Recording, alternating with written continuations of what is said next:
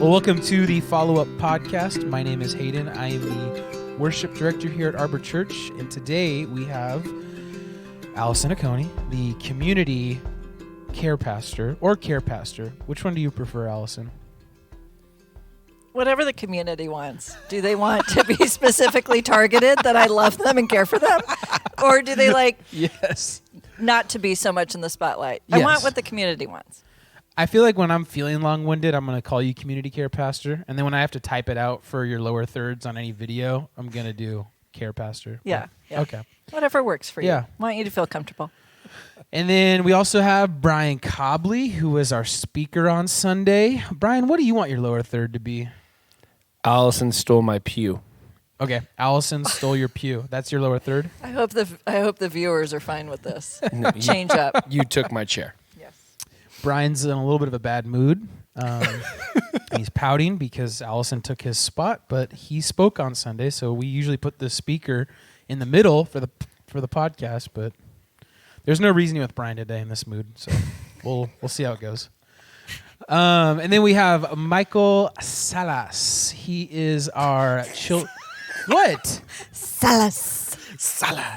That last name is just something that I want to just emphasize. Do you know it's a palindrome? You could spell it forward or backward. Wow. I know. I've never even thought of that. It's really not important at all. I like that, though. Michael Salas. Can that be his lower third? Yeah. I am a palindrome. The palindrome. Michael Salas, besides being a palindrome for his last name, is our children's director. And Michael, we haven't had you on the podcast since probably when we talked about our Christmas episode where we talked about traditions, right, that we grew up with? And Yeah, that was awesome. yeah, it's been a while. It's been a long time. So thank you for joining us, Michael. We're just going to hop right into unpacking Bryan's message from Sunday. Bryan, do you want to remind us and the listeners or viewers, what was the main point of your sermon on Sunday? The main point is, how are you using your freedom? The freedom that we have received from Christ.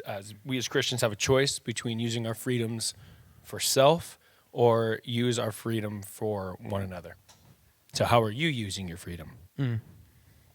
Was that, did you find that point in a commentary? Was that something that when you were reading the passage, it was just very clear to you that's the message? How did you come to that main point? Well, really, it was Scott Hetherington with his sermon, and then even with the follow-up. I just felt like he really set up the sermon I was preaching well with focusing for me on Galatians 5:13, which was, "For you are called to freedom, brothers, only do not use your freedom as an opportunity for the flesh, but through love serve one another." So I really have to give it to Scott because I most likely would have not even focused on 5:13, but with that, him bringing that up to me, I'm like, oh, that helped me quite a bit. Yeah.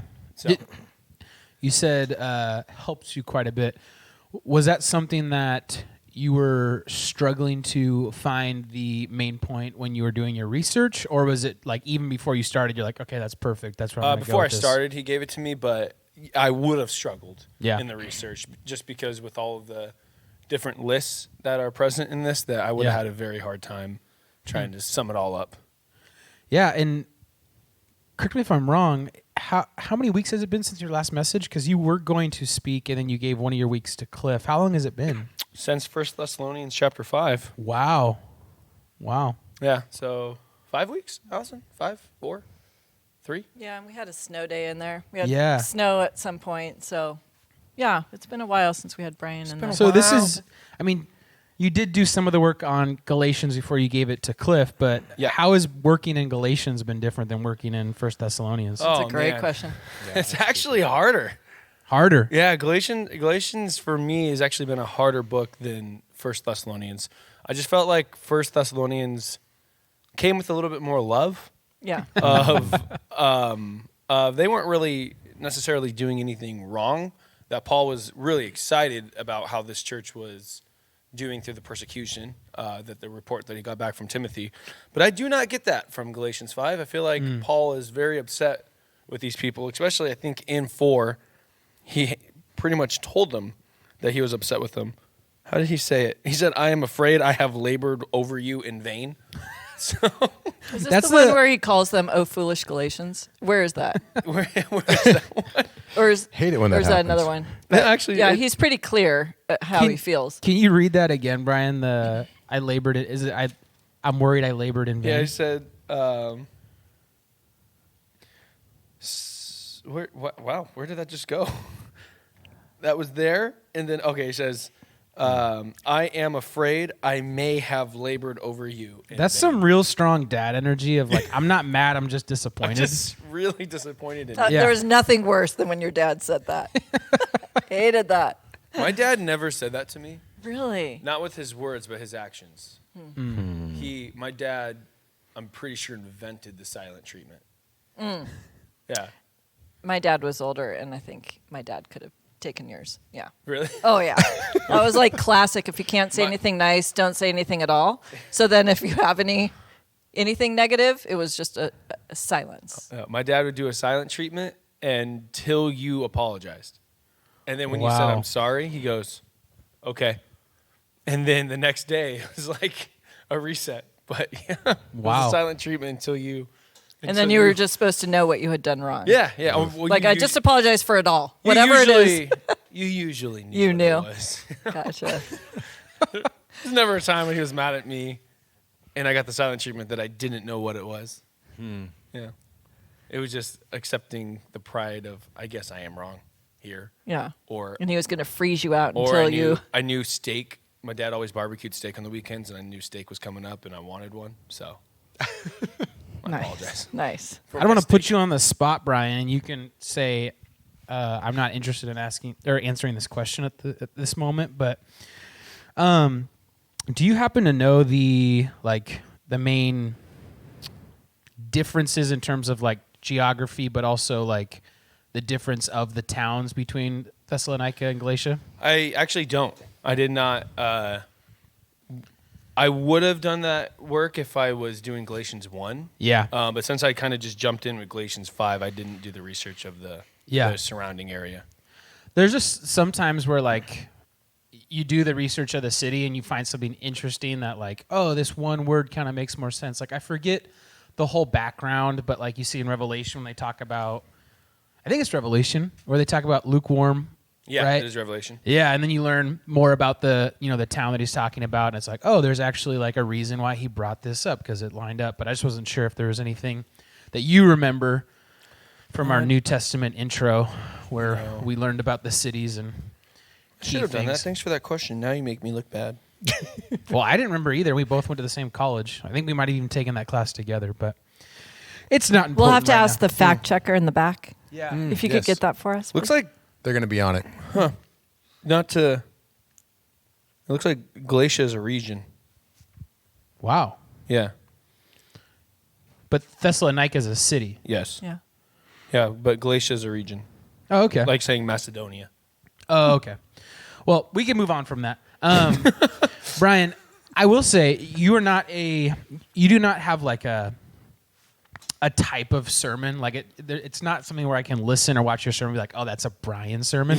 But I was surprised that you just had one point. You had one main point.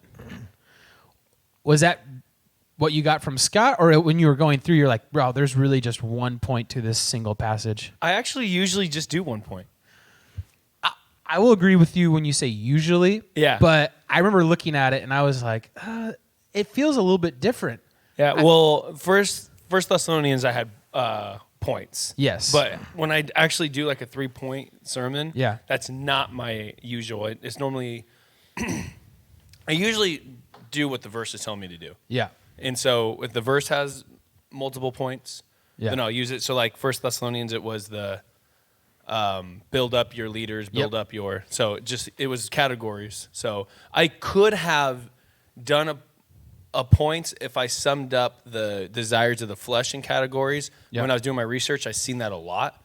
People just putting a couple of them in the same type of categories, but I felt like I did not want to do that because I just felt like, I honestly felt like the Holy Spirit was telling me, say these word for word, because sometimes we need to hear a word to know, oh, wow, I'm actually like, that one makes me This is uncomfortable. a struggle for Yeah. me. Checks my spirit. Yeah. I thought it was really helpful too, because I had taken some words in the list as in just plain reading, just kind of understood them on my own, what my own knowledge was. But when you unpacked it, I learned things like sorcery, for example. I used to think that was just in like dabbling in the occult or, horoscopes or, that Harry kind Potter. of stuff. What? Harry Potter. Harry Potter. Watching Yes. or reading that, yeah. Right. Smurfs.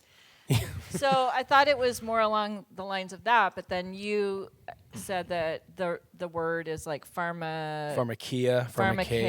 So it was dabbling more in like substances. Yeah. More the misuse of drugs. Yeah. That was completely new learning for me. Never thought about that. I think the two are very closely related, But anyhow, so I like that you went through and didn't just lump them all together in an awkward pile. Like, hey, here's all the hard stuff in life, and like it's awkward, it's negative, it's not life-giving. Like you could have just kind of dismissed it, but you went one by one, which actually was really helpful. So Yeah, I read a book one time about preaching where the guy said, do not ignore hard passages. And I think that's easy to ignore or just read it real quick and go, yeah, we all know what that means. Which I had the temptation with the, if you do this, you will not inherit the kingdom of heaven. I'm like, yeah, I'm just going to maybe skip over that and just go straight into the fruit of the Spirit. yeah. Well, I had somebody let me know that it was hard for them to listen to the list. It felt very close to home, and they actually turned it off. They were tuning in online. Really? Yeah, I think it is such weighty stuff to go, this, either I know someone I love who does one of these things, or me, myself, I do one of these things. And it's really hard to hang in there and want to hear hard news, So. Wow. I don't think I've ever heard somebody say they turned off my sermon before. I probably shouldn't have broken this to you live here on the pod. The good news is it wasn't you, right? It was Scripture. It's conviction, right? And I think that's a point, is to get us more true north, to get us moving in the right direction again. That's what, the whole point of this is we have freedom. And if we're not even, if it's not on our radar, then how are we knowing we're moving in the right direction? So the fact that you did that, the fact that someone was convicted enough to just go, I have to stop for a moment here, I think that's pretty amazing.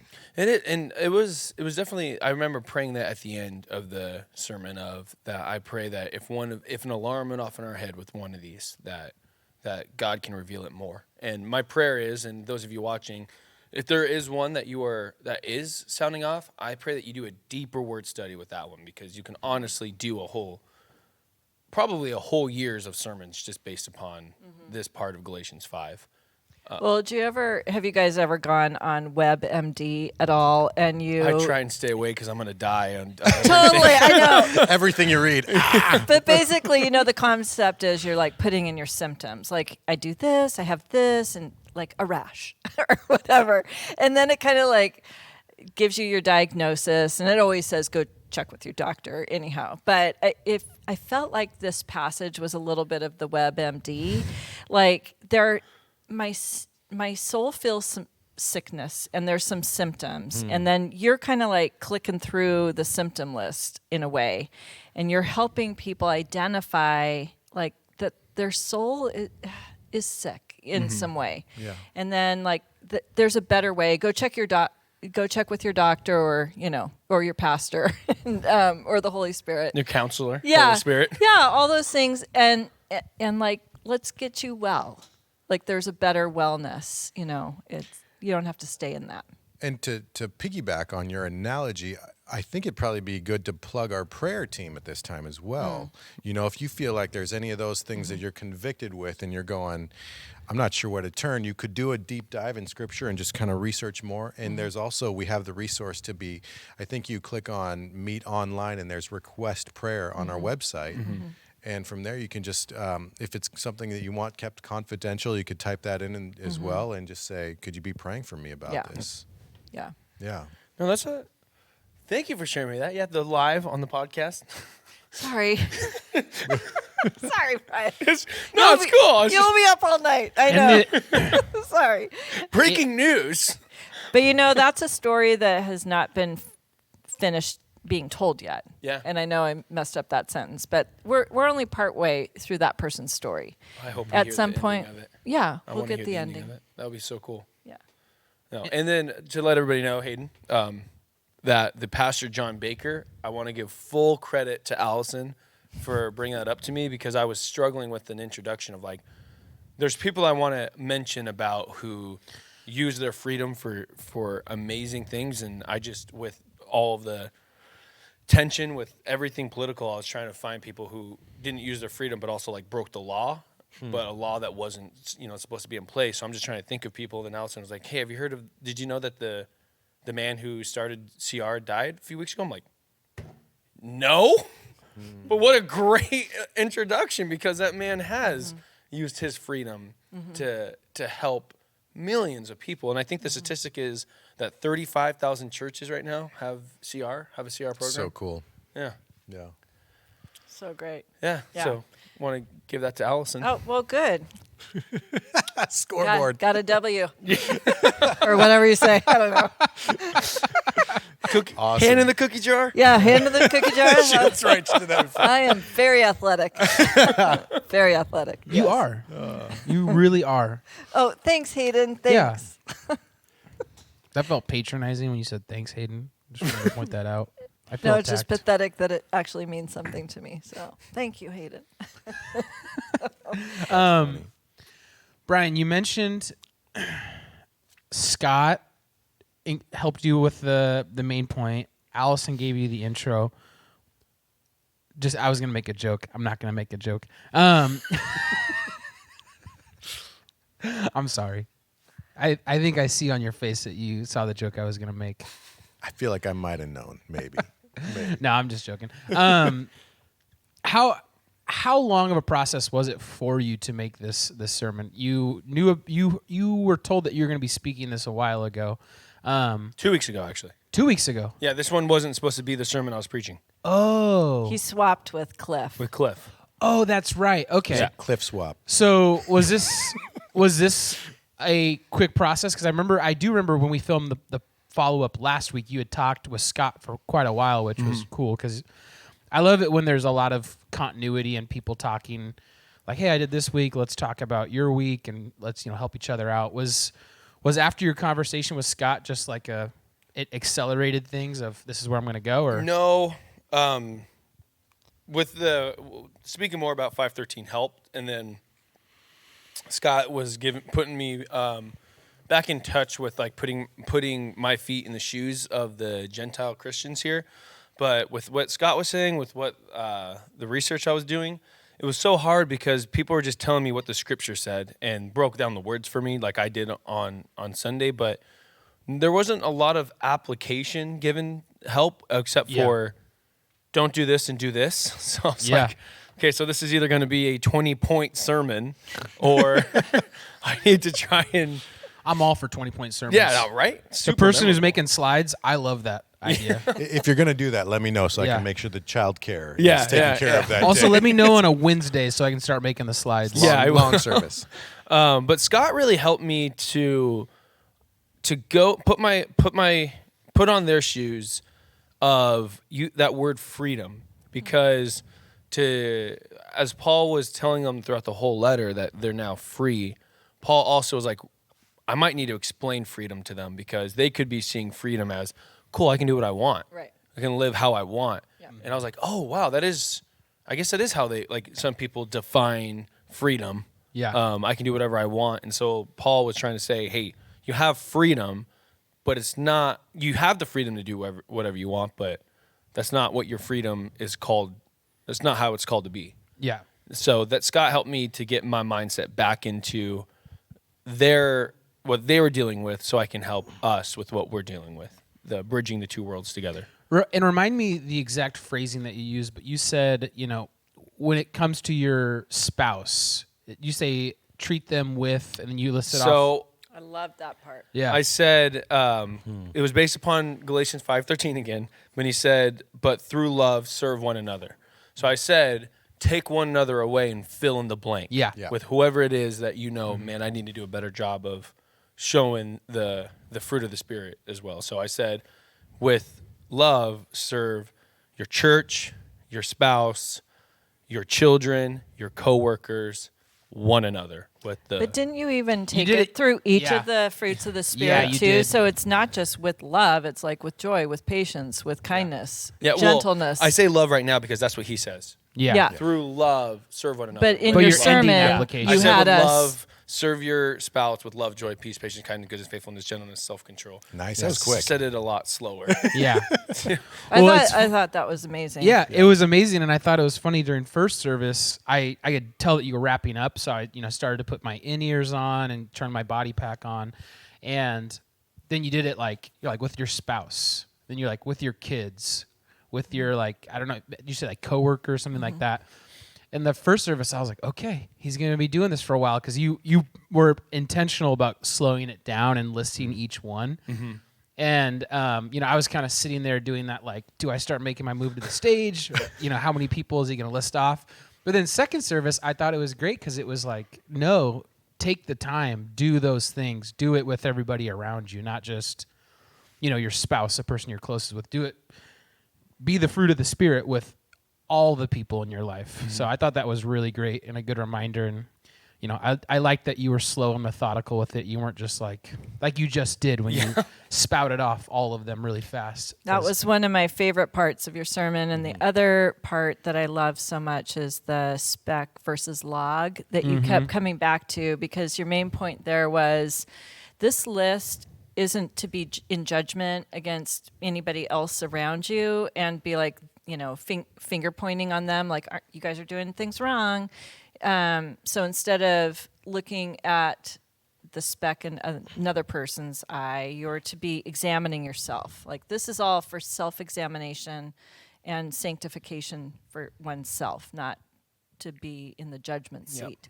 So I love that you kept saying that. You kept reminding us about, speck versus log, or, Yeah, and I was very honest. The reason that each time I paused to say spec versus log was when I found myself doing it when I was writing the sermon. So the way I stopped was sensuality, where I said to somebody who flaunts.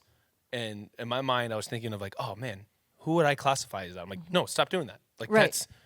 That's you. Right. And then I stopped with fits of anger because I'm like, oh gosh, I know so many people who but I'm like, no, stop. Right. Look at you. So every time I stop to say spec versus log, it's because I did it when I was writing it, that I was thinking of.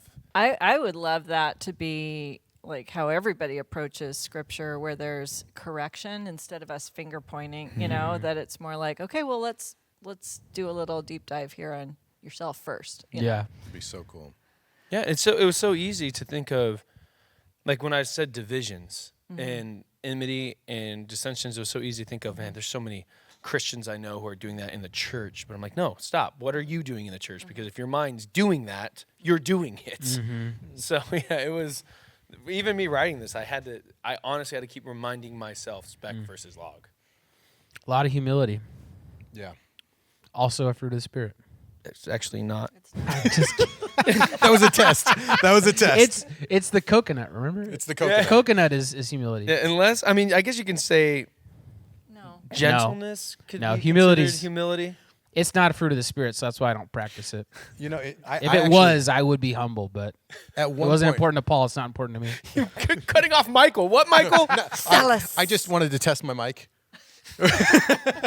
I'm seeing that it's recording back here. Good. No, at one point, I actually had to, while I was looking at the fruit of the Spirit, had to take a moment and kind of do a little bit of word search and understand what is the difference between kindness and goodness. Because for me, mentally, I thought, well, they're so closely tied. And I thought you did a good job breaking down. Those are two hard ones because the commentaries are telling me the same thing. These are the same thing. I'm like, no, but Paul said two words, and I did that in a sense with dissension and division because most people put those two together as well. But I did try and split it up, say no, dissension is causing a stumbling block of teaching, while divisions is based upon that stumbling block. you're dividing. Same thing with kindness. You can be kind to somebody, but it doesn't always mean you're being good to somebody. Absolutely. The commentary said that they meant the same thing. They would lump them together. Because Paul, he adds a lot of fluff. Just look at Romans, just fluff in there, right? And Hebrews. Yeah, Hebrews just you really got to dig for that content in Hebrews and Romans. So you went through all of the fruits of the Spirit. You feel like you covered because you had 16 through 26, correct? Yes. But then you went back to you used 13 quite a bit. Yeah. That's something that I found interesting is we had these like kind of division marks for each of these chapters, but there's so far in Galatians it feels like there's been a lot of like callbacks, which is it's so necessary, right? Because Paul definitely builds upon what he has written before.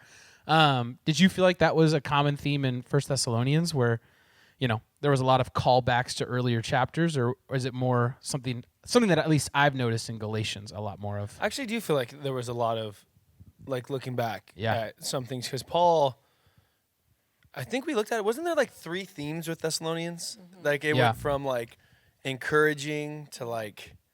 Well, we talked about the sandwich. Yeah. How you kind of, like, voice your love and support. And then you kind of have a work area in the middle. Yep. And you kind of sandwich with the end. Like, Yeah, you tell them love you so much, miss you. Can't wait to see you. Yeah, except for... but then I had but don't forget this. You had the Right. follow-up P.S. text. Yeah. That's awesome. P.S. Yeah, you had the text that didn't, fit in the email, so just include it. Which is next week our last week of Galatians? Or was this week our This last? coming, yeah. This Sunday, I think it it is. And who is it this Sunday? This is Scott. Okay, Yeah. And I haven't looked ahead yet. Does Scott have what Bryan had to deal with 1 Thessalonians, the follow-up text, or is it a pretty complete thought? It's actually pretty complete. Okay. All right, well, sorry, Bryan, that you're the only one that had to deal with that so far. Yeah, this is your joke, see with what large letters I'm writing to you with my own hands. I can't believe you remember that joke. It was... What was this joke about that? Hayden was reading this on YouVersion and goes, see with what large letters I'm writing to with my own hand? He goes, no, because YouVersion just puts it all in the same font. It wasn't even that good of a joke, but Bryan loved it. It was hilarious. Sticky point. Yeah. Yeah.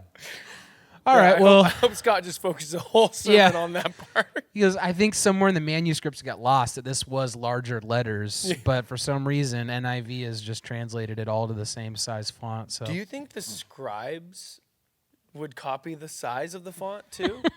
Or do they just... that's when they slid the papyrus over to Paul, and he was authenticating by writing the last portion himself. Yeah. And right, and that he was like, so I'm validating that this is from me, this whole thing, but not just the scribes making up stuff. But I mean, like after that's the original manuscript, and then the scribes started copying it. Oh, so when they copied, did they put it in large print, or did they? I'm glad they kept it in, because it was probably unnecessary at a certain point. Mm-hmm. Especially after the printing press and all. Well, that. yeah, I think that a scribe just forgot to highlight and press Control B to bold it, and it just got left out in normal font. Italic. Yeah. It's a great joke. It's a great Not joke. as good as the big letters, though. Not to as- you. no. Yeah, okay, interesting. One thing though that I'm actually happy that Michael is here. Michael, I was going to make this an application, but I thought you could do a way better job at this because you told us staff an amazing thing that your family does every single year when it comes to the fruit of the Spirit. And we can remind you if you've forgotten. No. I think I know where you're going. That's so funny. Yeah, We didn't talk about this. I'm on the spot. I would love for you to share that with the people of Arbor. And maybe it's something they could adopt as well. No, that's good. It's cool. No, every year at the beginning of the year, we choose a word from the fruit of the spirits for each one of our family members. And this year, Hallie is working on joy. So I'm all about anything that is joyful with her right now. It's awesome. Do you assign it to somebody like, hey, Hallie, I I'd like to recommend I would feel attacked. joy. I would feel Right. so attacked. I need to work on faithfulness. No, I think not a good Audra joke. would hit me, and she's not. that's not good. No, we choose it ourselves. Okay, we don't gotcha, we don't assign anybody. I think that goes back to kindness. Spec you know? versus log. That's Spec right. versus Spec versus log. log. Hurry. No, yeah. Hallie chose joy this year. It's kind of fun. We, walking through, explaining to the kids what each word means, and having them go, "This is the word I want to choose this year." And so, it's something we've done for, I think 3 or 4 years now, and it's just taken time each month to kind of go back to that word and go, "That's right. I'm working on what does faithfulness mean for me," and unpacking that. It could break down to looking like consistency in my life, and God being consistently there for me, and how does that reflect for me as a dad and as a husband, kind of thing. So is that this year's faithfulness? that was actually last year's. Okay. But so I had a lot of time with that. But yeah, but it's a great practice, and it's a lot of fun. What are you doing this year? Humility. We know. Humility is bringing it back to humility. So what am I? You caught me off guard. So It's been a long self-control. Self-control. Okay. That's what I'm on this year. I wanted to go That's through. the worst one. Exact. Well, we talked about revenge bod, right? I'm down 10 pounds, so so there's the. I got Hayden. It's with that almost one. beach season. That's right. I'm getting ready for summer. Did you say beef season? Beach, not beef season. Oh no. What do you beach? Got it. You don't have any beef seasoning in your? We are devolving pantry? quickly on our Well, it's follow-up. perfect because we're right around the half-hour mark, so it's a good time to wrap up. All right. That's Is about it as a good long time? as we can be trusted. Yeah. Yeah. It's- So don't go into any other deep questions at this time. I mean, if you'd like to, I'll wrap up, but you can talk to them. And I did have a question for you we didn't talk about. Yes. It's making you nervous now. Yes. So hearing your sermon and really like contemplating the Galatians, where they were at, knowing that Paul was in a place where he's like, did I waste my time with you? I was thinking from a cultural perspective, when we're talking about freedom, there's a sense of like, why is he asking them to embrace freedom in the first place? My understanding was there was a tendency to fall back to religious practices for a sense of being holy, if you will, versus really seeking out a relationship with Jesus. And through that, by the Spirit, there is a sense of freedom. And culturally, it's like all of a sudden it's like, well, if I'm free, then does that mean I get to do whatever I want? And could you speak to that? How does that apply to our culture now? The truths for then or the truths for today. Yeah, exactly. Exactly. Yeah. It's nothing has changed in 2,000 years, which is why the truths for then are the truths for today. It's which crazy. Is why Galatians chapter 5 is still applicable for us today. It's awesome. However, spec versus log. Remember, check yourself. Yes. Spec versus log. Yeah. That's because that's also a temptation to say, yep, we're Sodom and Gomorrah here. So, but spec versus log, because if we want to make a difference in the world and we want the fruit of the Spirit to actually be evident in the world, it starts with us, especially us who call ourselves Christians. I feel like it's hard. It's really a hard line to walk because in part it's like, well, I want to have certain practices that bring me closer to Jesus, but all of a sudden if you unintentionally move outside that margin, it's like I'm doing these practices, so aren't I holy yet? Aren't I? No, the whole goal is to get to Jesus. Yep. But then it's like, well, you don't have to do the practices to be in relationship with Jesus. So it feels like a balance. It feels like a fine line to walk almost. It really, again, spec versus log, it's a self-assessment. Yeah. Like what I was struggling with, when I told everybody in the sermon that I was struggling with, that if you do these things, you don't inherit the kingdom, like it is looking at yourself, knowing how is your relationship with Christ right now?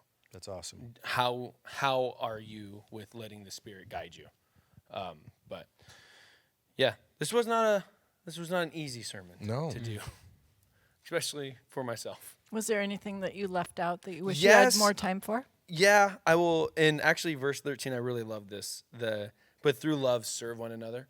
If you got any Greek nerds like me out there, the word serve is doulos, which is to be a master over. Like it's actually a wordplay that Paul's doing. He's talking about freedom, but he's also saying, but be a slave of. And so what Paul is actually saying here is, because if you guys remember the time, Paul is saying you're not a slave to the law, but he's saying you're free. However, if you are going to serve something, if you're needing to serve something or be a slave of something, then be a slave of each other with love. And so often Paul refers to himself as a bondservant of Christ, and that you were bought with a price. Like, I mean, he refers back time and time again about belonging to the Lord in that way. And so it wasn't that he just was a freedman, like there was enslaved people, then there were freedmen, but it was like a bondservant is someone who opts in on that life and is committed to his master and his master's household.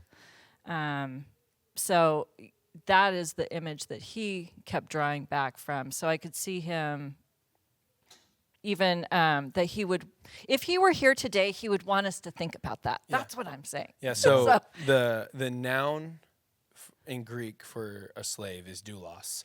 To serve is the verb version of it. It's like, in Greek, I think it's like doulete, which is you serve. So if you're in labor having a baby, you have a doula. Yes, that's where the word comes from. It's like your little birth servant. Yeah, so that's where doula comes from, is from doulos, in the Greek word doulos. And I love how that follows suit with Jesus, who came to serve all of us as well. It just kind of keeps filtering on down in the teaching. Yeah. So cool. Well, I'm glad I didn't wrap up. Contemplative moments, guys. Yeah. Contemplative moments. I'm glad I didn't wrap up 5 minutes ago, because you guys had a lot of good stuff. You can wrap up now, Hayden.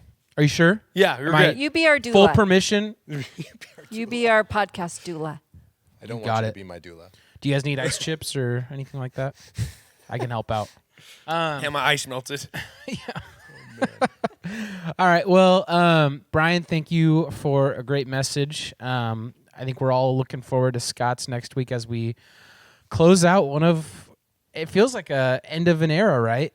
Don't say that. No, Letters to a Young Church. Like, it was I loved it so much. I loved it. It was faithful to us and got us through our first part of the new year, and it's going to be sad to see it go, but it was a great series, and I feel like we got to learn a lot for those 2 letters, and who knows, maybe it'll come back at some point. What? A lot of truths. Yeah. Yeah, and the cool thing was it seemed like what was true for them is like true for us, and I really liked that. Huh.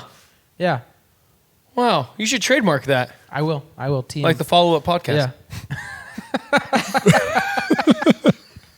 Yeah. I like the inside jokes, but everyone on the outside is like, what are they talking about? These guys they need to get out of that building. Well, thank you guys so much for listening and watching. Make sure to join us on Sunday, whether it's in person or online, and also come back next Wednesday when we talk to Scott about his message. And so thank you so much for joining us, and we'll see you guys next week.